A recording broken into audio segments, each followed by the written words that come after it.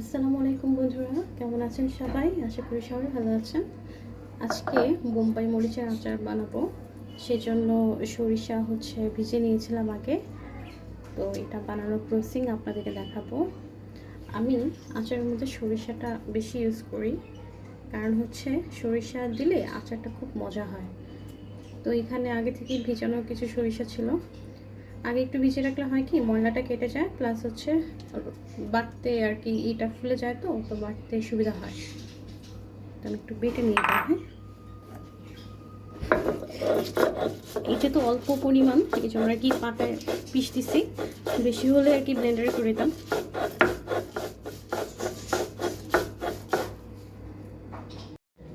হালকা একটু পানি দিয়ে নেব, এতে হবে কি বাটতে আর কি একটু সুবিধা হবে।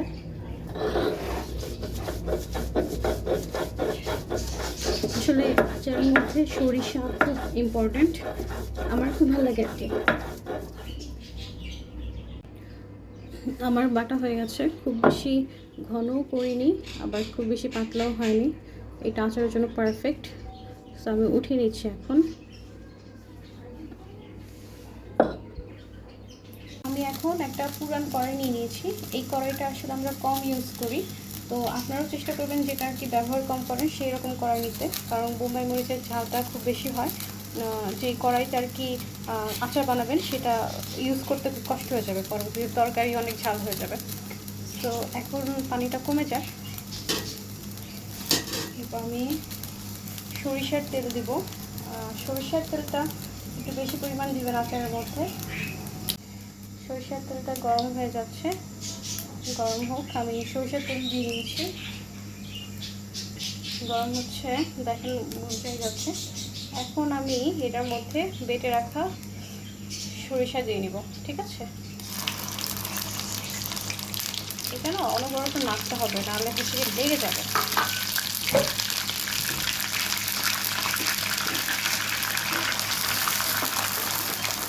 আমি ভালো করে তেলের সাথে মিক্স করে চুলার আঁচটা কম দিবেন। হ্যাঁ, কারণ যেহেতু তেল উপরেও যাবে, চুলার আঁচটা যথেষ্ট কমাই দেবেন। দেখেন কেমন বুদবুদি ছেড়ে দিছে, পুরো সময় হয়ে গেছে। আমি ভালো করে মিক্সড করে নিই এটার সঙ্গে। যত আসলে কম আসে তেলটাকে সরিষার সাথে মিক্সড করবেন। হ্যাঁ, কারণ সরিষাটা আর কি একটা গন্ধ আসবে আর খুব ভাজা ভাজা হবে, তাহলে আর কি আচারটা খেতেও খুব ভালো লাগবে। আমি এখন একটু লবণ দিয়ে দিব, এর মধ্যে লবণ দিয়ে নিচ্ছি।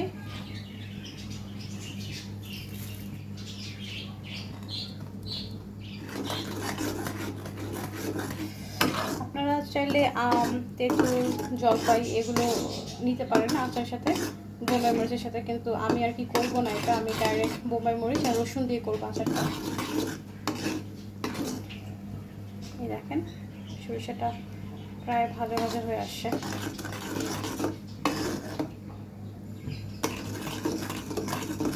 অনবরত নাড়তে থাকছি। এখন মরিচের সাথে তেলটা ভালো করে মিক্সড করব। এখানে আছে প্রায় কত, আমি আসলে গ্রাম কেজি মানে সম্পর্কটা অতটা ভালো বুঝি না, আমি বলতে পারছি না এখানে কতটুকু আছে, বাট আছে ভালোই পরিমাণ মরিচ আছে, 70টার উপরে হবে হয়তো। সেটা আগের বার যখন বানিয়েছিলাম না, অনেক দিন ছিল, আর খেয়েছি খুব ভালো করে। খিচুড়ির সাথে, মাংসের সাথে খেতে খুব ভালো লাগে বোম্বাই মরিচের আচার। তো অনেক দিন ধরে বানাবো, আর মরিচও পাচ্ছিলাম না। এবার তো মরিচ খুবই কম ছিল, পাচ্ছিলাম না। এটা যেমন একটু ছোট, আর আরেকটা আছে একটু বড় বড়, কামরাঙ্গা যেটা বলে আর কি, কামরাঙ্গা মরিচ যেটা, সেটা কিন্তু অনেক মজা লাগে, গন্ধটাও খুব সুন্দর। তেলের সাথে মিক্সড হচ্ছে ভালো করে। এই যে আমি মরিচগুলো ফুটাচ্ছি না, খুব সুন্দর একটা গন্ধ বেরোচ্ছে, যা অ্যাট্রাকটিভ গন্ধটা, মনে হয় এখনই খেয়ে ফেলে সব, কিন্তু খেতে গেলে তো অবস্থা খারাপ হয়ে যাবে, তাই না? আমি একটু করে দিচ্ছি। দেখেন এটা কিন্তু পানি পানি আছে এখন। এখন এটার সঙ্গে আমি দিয়ে নিব রসুনের কোয়া। এটাও ভালো করে মিক্সড হোক, আমাদের ভালো লাগবে না খেতে।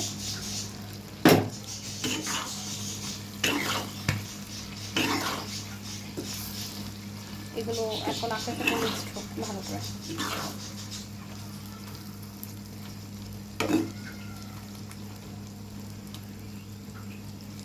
আচ্ছা, এখন একটা কথা বলি, আপনারা চাইলে বোম্বাই মরিচ পিষে আচার করতে পারেন, সেটা অন্যরকম, একদম হচ্ছে গিয়ে মিহি হয়ে থাকবে। আর এইটা তো আমি আস্ত করেছি কারণ হচ্ছে মানে এটা যখন তেলে ডুবো হয়ে যাবে না বোতলের মধ্যে, তখন এটা না সরে যাবে, ঠিক আছে? ওইটার তেলটাও খেতে অনেক মজা লাগবে। আর যদি আপনি আর কি বেটে করেন, সেইটা মানে একদম মিহি থাকবে, সেটাও খেতে অন্যরকম মজা।